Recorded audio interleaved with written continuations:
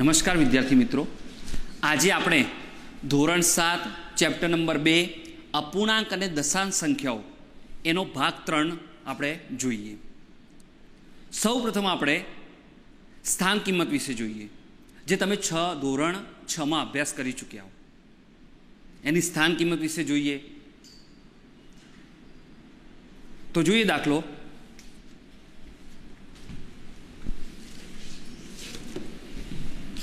સ્થાન કિંમત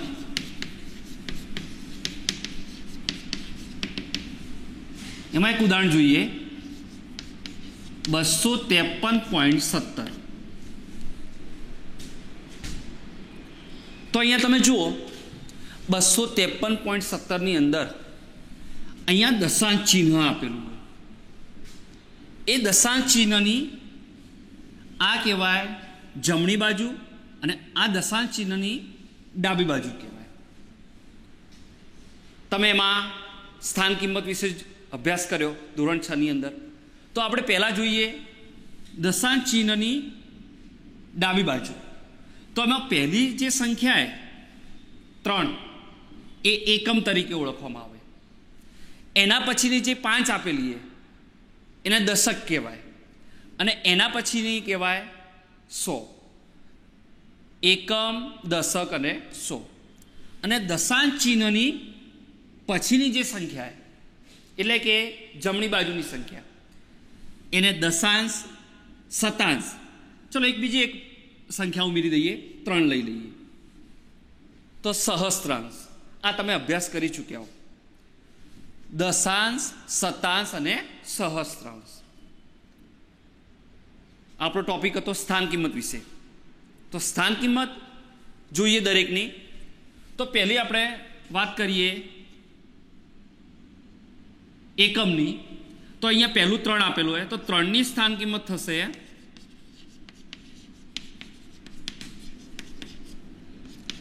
3 ગુણ્યા 1 એટલે 3. એકમના સ્થાને એટલે આપણે 1 વડે ગુણ્યા. એના પછીની સંખ્યા આપીએ 5 તો 5ની સ્થાન કિંમત તો 5 એ કયા સ્થાને છે? તો આ એકમ છે, આ દશક, તો એને 10 વડે ગુણવાના. 10 એટલે 5 ગુણ્યા 10 એટલે 50. એના પછી જોઈએ 2ની સ્થાન કિંમત. તો 2ની સ્થાન કિંમત થશે 2 ગુણ્યા 100. કેમ અહીંયા 100 લખ્યા? કારણ કે અહીંયા તમે જુઓ એકમ, દશક ને 100. 2 એ 100ના સ્થાને એટલે 2ને 100 વડે ગુણ્યા એટલે 2 ગુણ્યા 100 એટલે 200. ત્યારબાદ દશાંશ ચિહ્નની જમણી બાજુની વાત કરીએ તો 1ની સ્થાન કિંમત. તો 1ની સ્થાન કિંમત તો 1 ગુણ્યા દશાંશ. દશાંશ એટલે 1/10. તો અહીંયા 1/10 આવશે.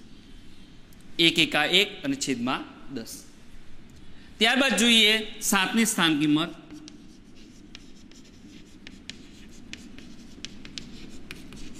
તો 7ની સ્થાન કિંમત થશે 7 ગુણ્યા આ એકમ દશાંશ અને શતાંશ. 7 એ શતાંશના સ્થાને એટલે શતાંશ એટલે 1/100 એટલે 7 એકા 7/100. અને 3ની સ્થાન કિંમત જોઈએ આપણે. તો 3ની સ્થાન કિંમત 3 ગુણ્યા 1/1000 એટલે કે 3 એ સહસ્ત્રાંશ. 3 સહસ્ત્રાંશ કહેવાય એટલે 3 ગુણ્યા 1/1000. 1/1000 એટલે સહસ્ત્રાંશ કહેવાય. તો અહીંયા 3 એકા 3 અને છેદમાં 1000. તો આપણે દરેકની સ્થાન કિંમત આપણે જોઈ. ત્યારબાદ એનું વિસ્તૃત સ્વરૂપ જોઈએ. વિસ્તૃત સ્વરૂપ. તો જોઈએ એક ઉદાહરણ.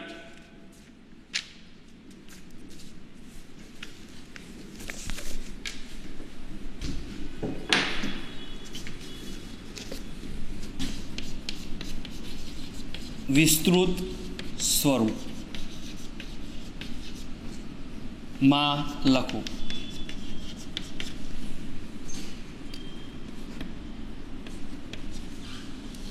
$20.03. તો અહીંયા તમે જોઈ શકો કે દશાંશ ચિહ્નની અહીંયા પહેલા ડાબી બાજુની વાત કરીએ તો અહીંયા પહેલી 2 તો 2 હવે 2 એ કયા સ્થાને તો એકમ અને દશક તો એને કેટલા વડે ગુણીશું 10 વડે પ્લસ 0 કયા સ્થાને એકમના સ્થાને તો એને 1 વડે ગુણીશું પ્લસ દશાંશ ચિહ્નની હવે જમણી બાજુની વાત કરીએ તો પહેલું આવશે દશાંશ અને પછી આવશે શતાંશ તો અહીંયા 0 એને કેટલા વડે ગુણીશું 1/10 વડે પ્લસ 3 ને કેટલા વડે ગુણીશું 1/100 વડે. તો આનું શું થઈ ગયું વિસ્તૃત સ્વરૂપ 2×10 પ્લસ 0×1 પ્લસ 0×1/10 પ્લસ 3×1/100 તો આ એનું વિસ્તૃત સ્વરૂપ થયું. સમજો એક બીજું ઉદાહરણ જોઈએ.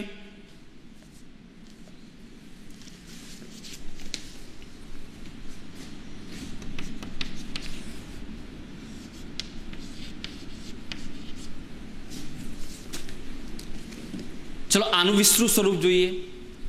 અહીંયા દશાંશ ચિહ્નની ડાબી બાજુ 2 આપેલા તો અહીંયા 2 એ એકમના સ્થાને એટલે 2×1 પ્લસ હવે દશાંશ ચિહ્નની જમણી બાજુ તો હવે પહેલું આપેલું એ 0 તો 0 ગુણ્યા દશાંશ એટલે 1/10 પ્લસ 3×1/100 કારણ કે આ શતાંશ કહેવાય એટલે 3 ને કેટલા વડે ગુણ્યા 1/100 વડે પ્લસ 4×1/1000 કારણ કે 4 એ સહસ્ત્રાંશના સ્થાને છે એટલા માટે.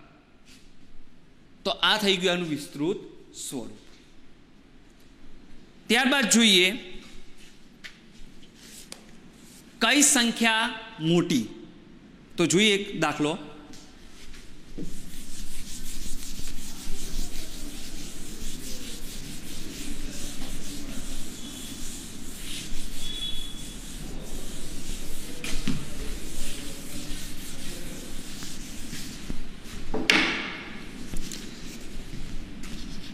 કઈ સંખ્યા મોટી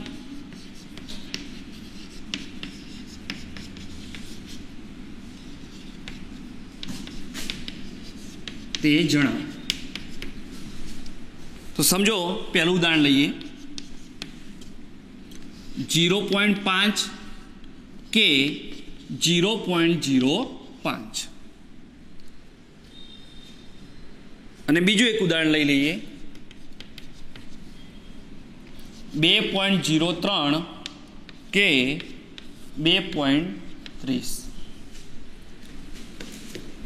આમાં કઈ સંખ્યા બંને દાખલાની અંદર આપણે જોઈશું કે આમાં કઈ સંખ્યા મોટી. તો એ નક્કી કરવા માટે સૌ પ્રથમ આપણે અહીંયા 0.5 આપેલા અને અહીંયા 0.05 આપેલા. અહીંયા દશાંશ ચિહ્નની તમે ડાબી બાજુ જુઓ અહીંયા 0 આપ્યું હોય અહીંયા પણ તમે જુઓ દશાંશ ચિહ્નની ડાબી બાજુ અહીંયા પણ 0 આપ્યું એટલે સરખું છે. હવે દશાંશ ચિહ્નની જમણી બાજુ જુઓ દશાંશ ચિહ્નની જમણી બાજુ અહીંયા 5 આપેલા અહીંયા દશાંશ ચિહ્નની જમણી બાજુ 0 આપેલું. તો બંને સંખ્યાના દશાંશના સ્થાનોને સરખાઈએ તો અહીંયા લખીશું બંને સંખ્યાના દશાંશના સ્થાન સરખાવતા. દશાંશ ચિહ્નની આ દશાંશ કહેવાય. અહીંયા દશાંશ ચિહ્નની પહેલી સંખ્યા એ દશાંશ કહેવાય. એટલે દશાંશના સ્થાન સરખાવતા. તો અહીંયા દશાંશનું સ્થાન કયું છે? અહીંયા 5 આપેલા. અહીંયા દશાંશ ચિહ્ન પછી પહેલી સંખ્યા 5 આપેલી છે. અહીંયા પણ દશાંશ ચિહ્ન પછી પહેલી સંખ્યા 0 આપેલી. તો 5 અને 0 બંનેમાંથી મોટી સંખ્યા કઈ? 5. તો અહીંયા બંનેમાંથી આપણને ખ્યાલ આવી ગયો કે મોટી સંખ્યા કઈ થઈ? 5. તો કઈ સંખ્યા મોટી હશે? 0.5. તો અહીંયા 0.5 ગ્રેટર દેન 0.05. તો અહીંયા તમે જોઈ શકો કે અહીંયા બંને સંખ્યાના દશાંશના સ્થાન સરખાવતા 5 એ મોટા છે. એનો મતલબ એવો થયો કે 0.5 એ મોટી સંખ્યા છે. ત્યારબાદ જોઈએ 2.03 કે 2.30. તો અહીંયા બી તમે જોઈ શકો કે દશાંશ ચિહ્નની ડાબી બાજુ, અહીંયા પણ દશાંશ ચિહ્નની ડાબી બાજુ સરખી સંખ્યા 2. અહીંયા બીજી દશાંશ ચિહ્નની જમણી બાજુ, અહીંયા દશાંશ ચિહ્નની જમણી બાજુ દશાંશના સ્થાને 0 છે. અને અહીંયા દશાંશ ચિહ્નની જમણી બાજુ દશાંશના સ્થાને 3 છે. અહીંયા 0 આપેલા છે, અહીંયા 3 આપેલા છે. તો આ બંનેમાંથી મોટી સંખ્યા 3. તો તમે કહી શકો કે 2.30 એ મોટી સંખ્યા છે. તો જોઈએ અહીંયા કયા સ્થાન સરખાઈશું? અહીંયા પણ દશાંશના સ્થાન સરખાઈશું. તો અહીંયા લખીશું બંને સંખ્યાના દશાંશના સ્થાન સરખાવતા. તો અહીંયા 0 અને બીજી એક સંખ્યા 3. તો બંને માટે મોટી સંખ્યા કઈ? 3. તો એનો મતલબ થયો કે 2.30 એ મોટી સંખ્યા છે. માટે 2.03 લેસ દેન 2. તો 2.30 એ કેવી સંખ્યા થઈ? મોટી સંખ્યા થઈ. 30 એ મોટી સંખ્યા. ત્યારબાદ એક દાખલો જોઈએ. 0.8 કે 0.88.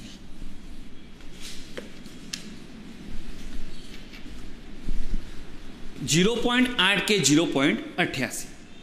તો અહીંયા તમે જોઈ શકો કે દશાંશ ચિહ્નની ડાબી બાજુ 0 આપેલું હોય. અહીંયા પણ દશાંશ ચિહ્ન ડાબી બાજુ 0 આપેલું. બંને સરખા છે. અહીંયા દશાંશ ચિહ્નની જમણી બાજુ 8 આપેલા છે. અહીંયા પણ દશાંશ ચિહ્નની જમણી બાજુ 8 આપેલા છે. એટલે કે તમે જુઓ દશાંશના સ્થાન સરખા છે. અહીંયા દશાંશ ચિહ્નની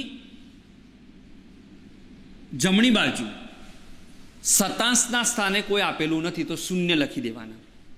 તો અહીંયા જોઈએ આપણે 0.80 કે 0.88. તો અહીંયા દશાંશ ચિહ્નની જમણી બાજુ દશાંશ ને શતાંશ. અહીંયા પણ દશાંશ ચિહ્નની જમણી બાજુ દશાંશ ને શતાંશ. બંને સાઈડ સરખું થઈ ગયું.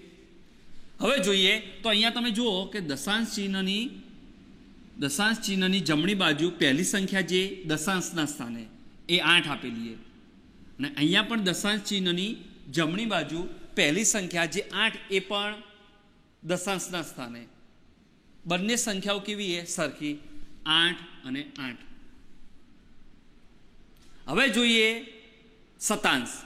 તો અહીંયા શતાંશમાં 0 આપેલા છે. કેટલા આપેલા છે? 0. તો અહીંયા પણ દશાંશ ચિહ્નની જમણી બાજુ શતાંશના સ્થાને 8 આપેલા છે. અહીંયા 0, અહીંયા 8. તો શતાંશના સ્થાને તમે જોઈ શકો કે 0 અને 8માંથી 8 મોટા કહેવાય. તો 8 મોટા કહેવાય એનો મતલબ એવો થયો કે 0.88 એ મોટી સંખ્યા છે. તો જોઈએ આપણે, તો અહીંયા એવું લખીશું કે બંને સંખ્યાના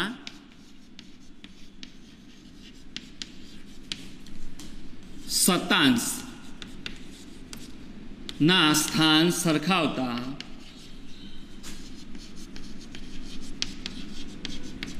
શતાંશના સ્થાન 0 અને 1 8 બંને શતાંશના સ્થાને, તો આમાં 8 એ મોટી સંખ્યા એટલે એના ઉપરથી એવું કહેવાય કે 0.80 કરતાં 0.88 એ મોટા છે. તો 0.88 એ કેવી સંખ્યા કહેવાય? મોટી સંખ્યા કહેવાય.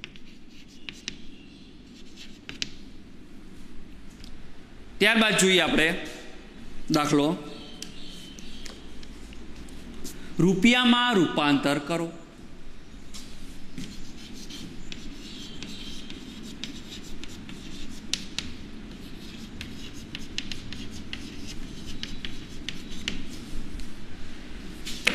તમને બધાને ખ્યાલ જ છે કે જ્યારે રૂપિયાનું પૈસામાં રૂપાંતર કરવું હોય ત્યારે 100 વડે ગુણવા પડે, અને પૈસાનું રૂપિયામાં રૂપાંતર કરવું હોય ત્યારે 100 વડે ભાગવા પડે. તો જોઈએ આપણે, પહેલો દાખલો, 7 પૈસા. 7 પૈસાનું આપણે રૂપિયામાં રૂપાંતર કરીશું. તો આપણને ખ્યાલ જ છે કે 100 પૈસા બરાબર 1 રૂપિયો.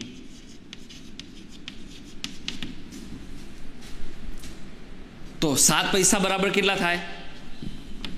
તો 7 પૈસા બરાબર કેટલા? તો 7/100. તો 7/100 એટલે કેટલા કહેવાય? 0.07. તમને બધાને ખ્યાલ જ છે કે નીચે 100 આપેલા, કોઈ પણ દશાંશ સંખ્યા હોય એને જ્યારે તમે 100 વડે ભાગો તો 2 દશાંશ સ્થળ એ ડાબી બાજુ ખસવું પડે. તો અહીંયા તમે 2 દશાંશ સ્થળ ડાબી બાજુ ખસ્યા એટલે 0.07. તો આ શામાં ફેરવાઈ ગયું? રૂપિયામાં. તમે ડાયરેક્ટ બી કરી શકો, આ સ્ટેપ ના કરો, આટલું ડાયરેક્ટ કરો તો બી ચાલે. જોઈએ આપણે બીજો દાખલો,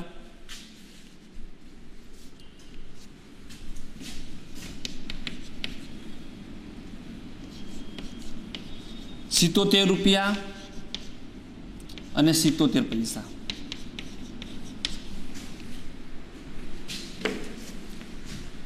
રૂપિયામાં રૂપાંતર કરો.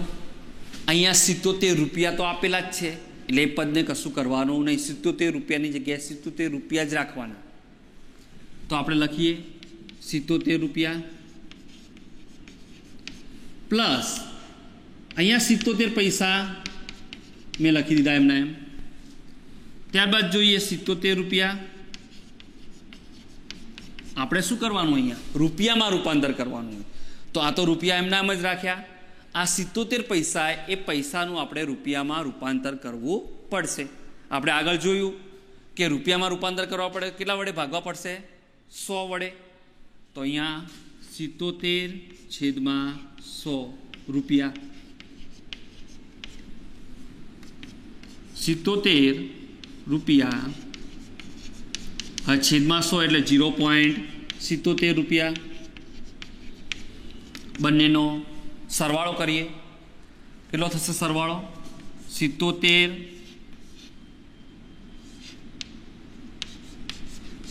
આ રીતે સરવાળો કરાય. અહીંયા 0 મૂકી દીધી તો અહીંયા 7 7 7 અને 7 77.77 રૂપિયા. દશાંશ ચિહ્નની એક્ઝેક્ટ દશાંશ ચિહ્ન આવવું જ જોઈએ, સરવાળો હોય કે બાદ બાકી હોય. તો અહીંયા જવાબ આવશે 77.77 રૂપિયા. નેક્સ્ટ દાખલો જોઈએ.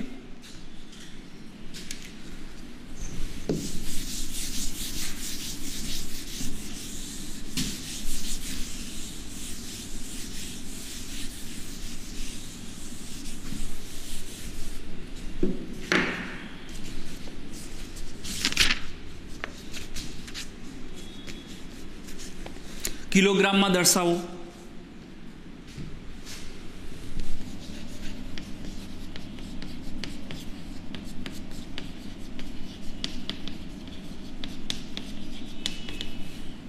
પહેલો દાખલો જોઈએ. 200 ગ્રામ. એક બીજો દાખલો જોઈએ. 4 કિલોગ્રામ અને 8 ગ્રામ.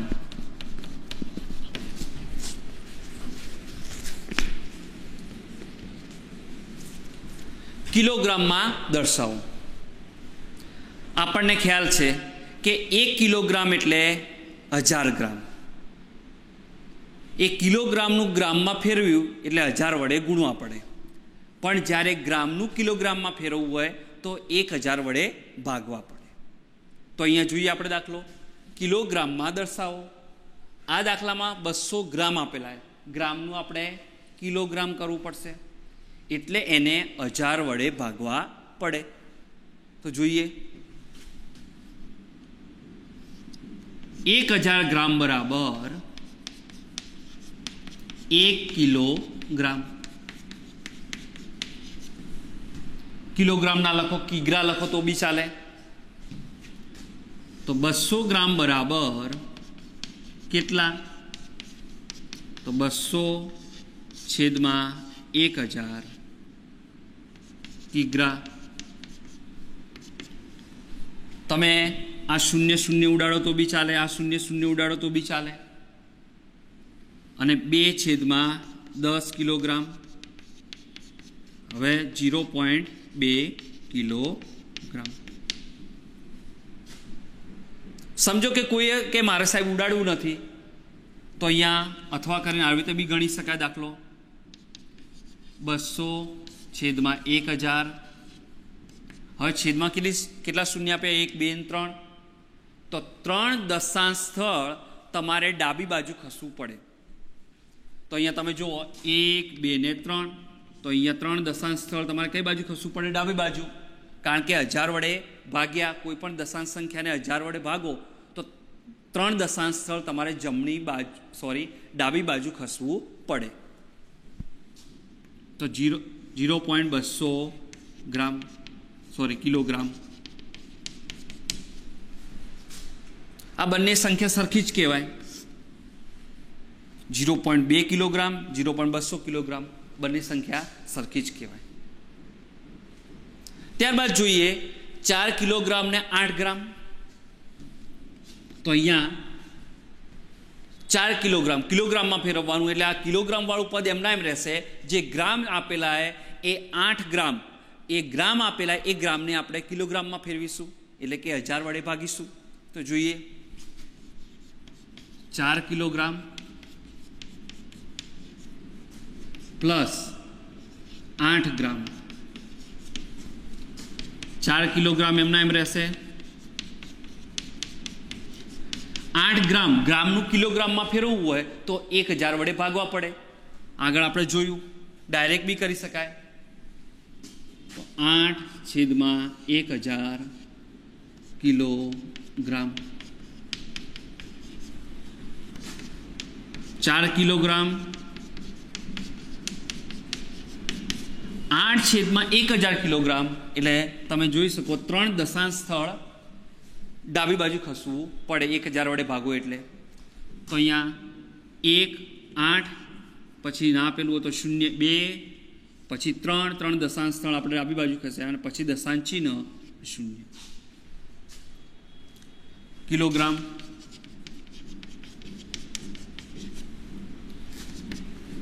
હવે બંનેનો સરવાળો કરીએ તો 4 અહીંયા પોઈન્ટ મૂકી દેવાનો અને 0.008 દશાંશ ચિહ્ન એના નીચે દશાંશ ચિહ્ન મૂકી દેવાનું. 8,004 એટલે આનો જવાબ આવશે 4.008 કિલોગ્રામ. આ રીતે તમે દાખલા ગણી શકો. શ્યામ 5 કિલોગ્રામ 300 ગ્રામ સફરજન અને 3 કિલોગ્રામ અને 250 ગ્રામ કેરી ખરીદે છે. સરલા 4 કિલોગ્રામ અને 800 ગ્રામ સંતરા અને 4 કિલોગ્રામ અને 150 ગ્રામ કેળા ખરીદે છે. તો કોણે વધુ ફળ ખરીદ્યા?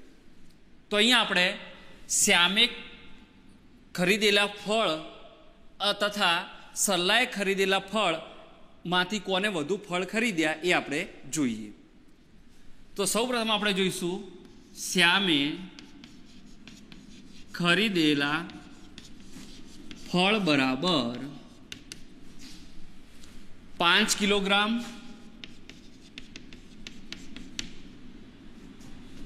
300 ગ્રામ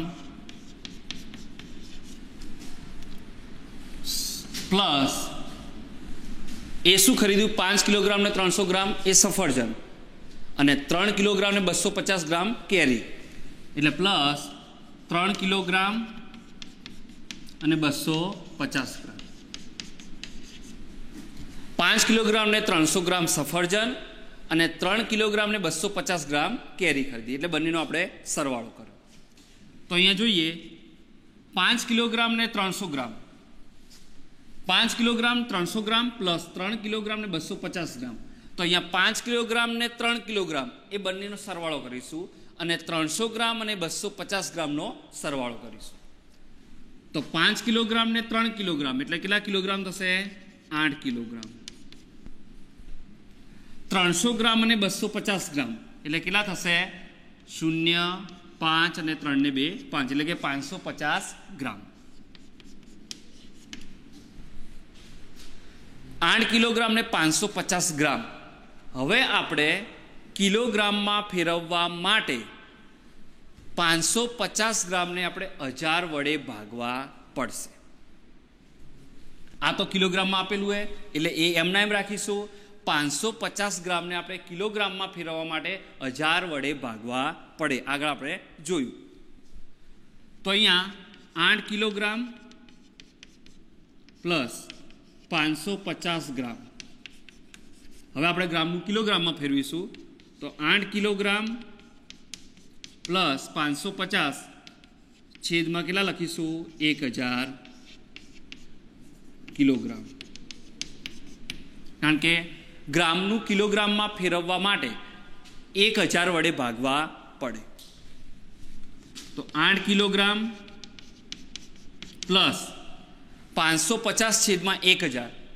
છેદમાં 1000 હોય એટલે કે કોઈ પણ દશાંશ સંખ્યાને તમે 1000 વડે ભાગો તો 3 દશાંશ સ્થળ તમારે ડાબી બાજુ ખસવા પડે. તો છેદમાં 3 શૂન્ય આપેલા તો અહીંયા 3 દશાંશ સ્થળ આપણે ડાબી બાજુ ખસીશું. તો જોઈએ અહીંયા 1, 2 અને 3 એટલે આનો જવાબ આવશે 0.550 કિલોગ્રામ.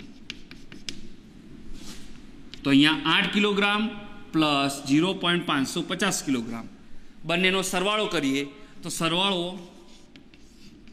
આ રીતે મૂકીએ 8 કિલોગ્રામ અને 0 પોઈન્ટ એટલે પોઈન્ટની નીચે એક્ઝેક્ટ પોઈન્ટ આવવું જોઈએ અને 0.550 એટલે આનો સરવાળો થશે દશાંશ ચિહ્નની નીચે એક્ઝેક્ટ દશાંશ ચિહ્ન 0, 5, 5 અને 8.550 કિલોગ્રામ.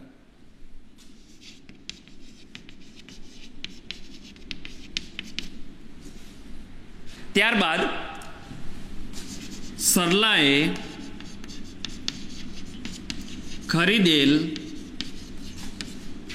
ફળ બરાબર 4 કિલોગ્રામ ને 800 ગ્રામ. હવે આપણે ડાયરેક્ટ કરવું તો બી થઈ શકે. 8 કિલોગ્રામ ને 800 ગ્રામ એટલે 4.800 કિલોગ્રામ.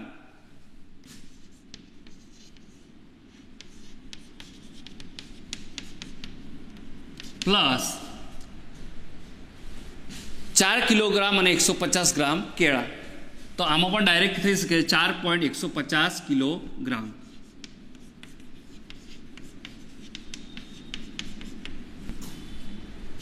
બંનેનો સરવાળો કરીએ 4.800 અને 4.150. તો જોઈએ આપણે સરવાળો 4.800 અને 4.150.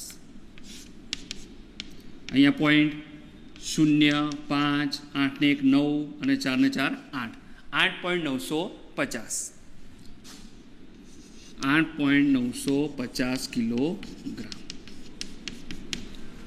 આ આપણે ડાયરેક્ટ કર્યું. હવે જોઈએ સરલાએ ખરીદેલા ફળ 8.950, શ્યામે ખરીદેલા ફળ કેટલા હતા? 8.550 કિલોગ્રામ. તો કોને વધુ ફળ ખરીદ્યા? તો જોઈએ તો કોને વધુ ફળ ખરીદ્યા? સરલાએ વધુ ફળ ખરીદ્યા. તો અહીંયા તમે જોઈ શકો 8.550 અને 8.950. તો અહીંયા તમે જુઓ કે 8.950 એ વધારે કહેવાય, માટે 8.950 એટલે કે સરલાએ વધુ ફળ ખરીદ્યા. તો સરલાએ વધુ ફળ ખરીદ્યા.